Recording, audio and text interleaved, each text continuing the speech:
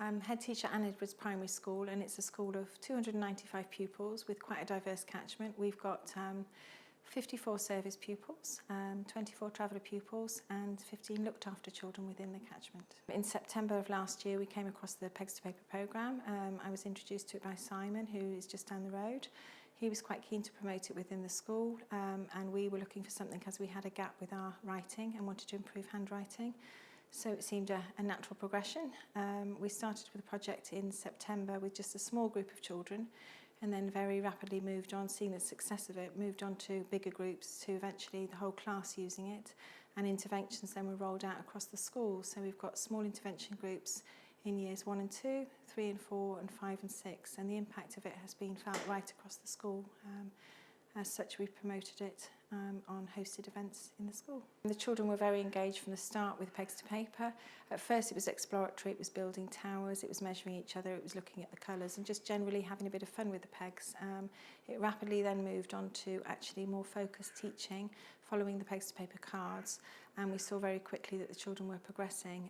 The engagement, particularly of the boys, was distinct, and we saw then the boys starting to move more to the tables where they were writing implements and enjoying that more and having a greater confidence at being writers and believing they were writers. There's been distinct progress from Pegs to Paper into the handwriting. That's evident in the progress in the children's books, which we share at Parents' Evening, but also in pupil progress meetings. One of the particular cases is an SEND pupil, a little boy who is in year 1. His progress was over a month, and it was really evident in the book, and he was so incredibly proud of himself. The progress was distinct in the letter formation, but also in the quantity of his writing and the ability to write for longer periods of time. The plan for Pegs to Paper in the future for the next year is we want to build on the successes of this year. We've already incorporated in term 6 some training for the whole of the TAs, and they've come to a hosted event as well to listen to Dr. Angela Webb, because clearly understanding the theory behind it is absolutely key. What we're doing next year is we are using it in the whole of early years.